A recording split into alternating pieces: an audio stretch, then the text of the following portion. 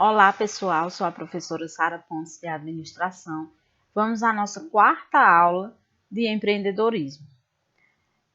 Inicialmente, nós abordaremos o ambiente de negócios, em seguida, bens e serviços e suas diferenças. O mundo dos negócios, ele é composto por várias variáveis, né? Negócios, pessoas, produtos, mercados, fornecedores, legislação. Tudo é um conjunto que aborda o mundo dos negócios que nós iremos ver de que maneira eles vão interferir direta ou indiretamente no negócio em si, ou seja, na empresa em si. Aqui temos a definição de negócio, que é quando individualmente ou duas ou mais pessoas se juntam em um esforço organizado para produzir produtos e serviços a fim de gerar lucros através da venda desses para um determinado mercado. O que as empresas oferecem para obter seu lucro? Produtos ou serviços. Para quem? Para um mercado. Então, produtos, serviços e mercados, eles estão totalmente atrelados ao mundo dos negócios e eles são parte direta da composição empresarial. Como nós falamos, bens e serviços, eles são o produto final da empresa, são o que a empresa oferece ao seu público, a sua fatia de mercado. Aqui nós falaremos inicialmente de bens. Bens que nós conhecemos como produtos, tá? Eles se diferenciam de serviços. E aí, mais à frente, nós veremos qual é a diferença. Então, quando eu falar para vocês aqui, bens, nós estamos falando de produtos. E o que seriam produtos? Produto é qualquer coisa que você consiga ver ou pegar, tá? Computador é um produto, uma caneta é um produto, uma televisão é um produto, uma geladeira. Por quê? Porque você consegue ver e consegue pegar. O produto é um bem concreto, algo palpável que se pode pegar e ver. Também é um bem tangível, materializado durante seu processo de produção e cuja posse é transmitida ao comprador. Ou seja, um bem, ele é materializado durante o processo de produção, né? Ele passa a existir depois do processo de produção. Ele é algo que você pode ver e pegar, ele é tangível.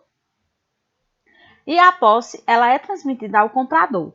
Ou seja, quando você vai em uma loja e compra um produto, um bem chamado produto, seja um computador, um caderno, uma caneta, você tem a posse dele. Você leva ele para casa. Você não compra e deixa ele lá, você leva ele para casa, tá? Então, o produto, você tem a posse dele.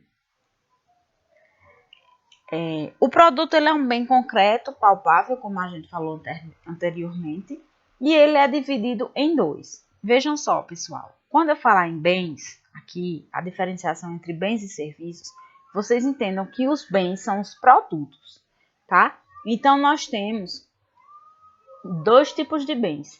Temos os bens de produção e temos os bens de consumo, que são o produto em si. Os bens de produção são aqueles bens, aqueles produtos utilizados para a produção dos novos produtos. Ou seja, as máquinas são bens de produção, toda a estrutura da empresa, o maquinário da empresa, eles são os bens de produção. Um trator é um bem de produção, uma máquina de prensar é um bem de produção. Por quê? Porque eles estão dando origem a novos produtos que vão ser revendidos no mercado e serão passados ao consumidor. Tá? Se você vai numa montadora de carros e você tem as máquinas lá, que elas colocam as peças no carro, essas máquinas são os bens de produção. O que seria o bem de consumo de uma montadora? Seria o bem que chega até nós, seria o carro, ok? Então, os bens de produção são aqueles que dão origem aos bens de consumo. São aquelas máquinas que fazem os bens de consumo. E os bens de consumo são aqueles que chegam diretamente a nós, consumidores. Carro, geladeira, televisão. E tudo isso foi fabricado dentro de uma empresa, dentro de uma indústria, que lá tinha os bens de produção necessários para materializar esses bens que chegam até nós, ok? Aqui eu trouxe para vocês algumas características dos bens produtos, né? Que é aquele produto que chega diretamente para nós consumidores. Como eu disse a vocês, eles têm tangibilidade, tá? Eles são aqueles que a gente consegue pegar, ver, eles são concretos. Eles têm propriedade, ou seja, quando você compra, a propriedade passa a ser sua. Você compra um carro, ele é seu. Você compra uma TV, ela é sua. Uma geladeira, ela é sua. Eles são perecíveis? Sim. Eles podem se destruir com o tempo ou com a ação de alguém ou de alguma coisa. Mas aí nessa perecibilidade nós temos a divisão em dois formatos: bens duráveis e bens não duráveis. Bens duráveis são aqueles que têm um maior tempo de vida útil para nosso uso. TV, geladeira, carro, um trator, uma mesa de ferro, tá? Uma máquina de lavar. Os bens não duráveis são aqueles que a gente consegue consumir eles em pouco tempo e eles logo se acabam, ou seja, alimentos. Tá? O consumo do alimento, ele é rápido. Ele, inclusive, tem uma validade bem menor, ou seja, um pacote de arroz ele tem uma validade bem menor do que uma máquina de lavar roupas. Certo? Então, bens duráveis são aqueles que, como o próprio nome diz, já duram mais. E os não duráveis são aqueles que seu consumo é mais rápido. E inseparabilidade também é uma característica dos bens produtos. O que seria isso? Por exemplo, se eu comprar uma geladeira e eu arranco a porta dela, ela vai me servir completamente? Não. Se eu compro um carro e arranco um pneu dele, ele vai me servir como ele deveria me servir? Não. Então, os bens, eles possuem essa característica de inseparabilidade. Ou seja, se nós tirarmos alguma parte deles, eles não vão nos servir como deveriam servir originalmente, com toda a sua potencialidade de produto. Ok? Já os serviços, eles são diferentes dos bens produtos, por quê? Porque eles são produzidos ao mesmo tempo em que são consumidos, eles não são palpáveis, não são tangíveis e você não consegue armazená-los, tá? A transferência deles para o consumidor, ela é feita através da prestação do serviço. Ou seja, vamos lá. Qual seria um exemplo de serviço? Um eletricista vai na sua casa e conserta a sua geladeira. Você não pode pegar o serviço dele, você não consegue ver o serviço do conserto da geladeira e muito menos consegue guardar. Se sua geladeira quebrar daqui a um mês, você não consegue tirar aquele serviço da gaveta e colocar lá na geladeira para ela ser consertada novamente, tá? Então, uma das diferenças entre serviços e produtos é justamente essa. O serviço ele é produzido ao mesmo tempo que é consumido, você não consegue guardar. Não, você não tem a posse dele para reutilizá-lo novamente. E ele paga pelo trabalho ou pelo uso.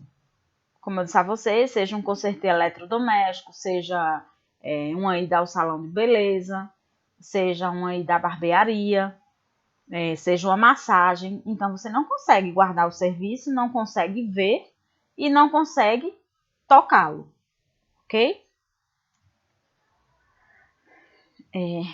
Falando agora para vocês de ambiente de negócios, a gente vai adentrar numa parte mais profunda para a gente conseguir discernir o que seria esse ambiente de negócios.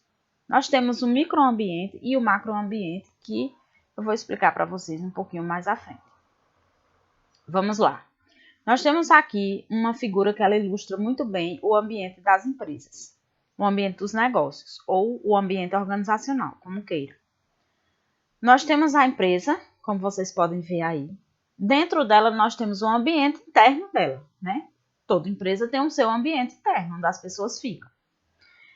Mais próximo à empresa, só que fora dela, nós temos o ambiente operacional, que seria aqueles em que as empresas, elas estão as variáveis que interagem mais diretamente com a empresa, só que não fica dentro dela.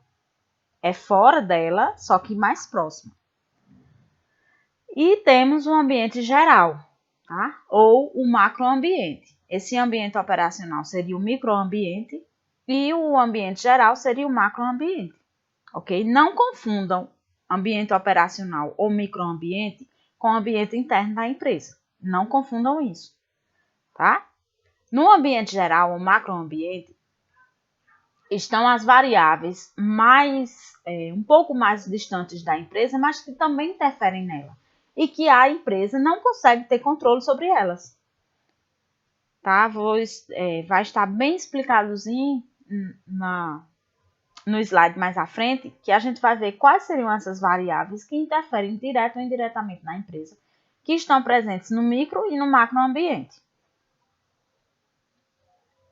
A priori, vamos ver aqui algumas diferenças entre o ambiente interno e o ambiente externo. No ambiente interno, ou microambiente, ele pode ser controlado. Existem os pontos fortes da empresa que devem ser ressaltados ao máximo e os pontos fracos da organização que ela deve agir para controlar ou minimizar para que não haja falhas no seu processo produtivo. Ok? Produtos, serviços, estrutura organizacional, recursos humanos e recursos financeiros seriam alguns dos exemplos. No ambiente externo, existem as questões que estão fora do controle da empresa, as variáveis que a empresa não pode controlar. Ela tem que aproveitar as oportunidades que aparecem e evitar ameaças, observando essas variáveis. Quais seriam essas variáveis? Variáveis demográficas, econômicas, socioculturais, políticas, tecnológicas, naturais, tá? E aí, essas ela não consegue controlar. Temos também os clientes, os fornecedores e os concorrentes. E aí a gente vai ver a divisão dessas variáveis do ambiente externo. Aqui bem direitinho a gente pode tratar, tá? Vamos lá. Temos a empresa, dentro da empresa nós temos o ambiente dela, que toda empresa tem. E mais próximo a ela, só que fora, nós temos o microambiente. São aquelas forças próximas à empresa que afetam diretamente a sua capacidade de servir ao cliente. Ou seja, quais seriam as variáveis presentes no microambiente? O público, os clientes, os fornecedores, os concorrentes e os intermediários. E aí a definição é que afeta diretamente a capacidade da empresa de servir ao cliente. Vamos lá. Se eu encomendo uma matéria-prima para o meu fornecedor e tenho um prazo de entrega do meu produto ao meu cliente. Se o meu fornecedor não me entrega essa matéria-prima ou me entrega de uma qualidade inferior, isso vai ou não vai afetar a qualidade do meu produto quando chegar ao cliente? Sim, vai afetar. Então, por isso que a gente diz que são forças que interagem diretamente na capacidade da empresa de servir bem ou não ao cliente. Ok? Já no macroambiente, estão as forças não controláveis, aquelas que afetam também diretamente o microambiente. São o quê? São as demográficas, as da natureza, as tecnológicas, econômicas, culturais, políticas. Essas variáveis que estão presentes no macroambiente, a empresa não consegue controlar, tá? Elas são incontroláveis. E o que é que a empresa faz para sobreviver a uma mudança nelas? Simplesmente se adequa, tá? Ela tem uma postura reativa. Se há um aumento de impostos, por exemplo, e aí encarece o meu produto, eu tenho como controlar aquele aumento de imposto? Não, não tenho. Porque eu não posso influenciar na estrutura governamental, tá? Se há uma catástrofe natural, vamos lá, isso que é um furacão, ou uma geada, numa plantação de café e a minha empresa é de café. Eu tenho como controlar? Não tenho. Tá? Então, essas são as forças do macroambiente que influenciam na empresa, que também influenciam no microambiente e que a empresa não consegue controlar. Ok? Então, o ambiente de negócios seria basicamente isso aqui que a gente está apresentando para vocês. Ok, pessoal? Espero que vocês tenham entendido e até a próxima aula.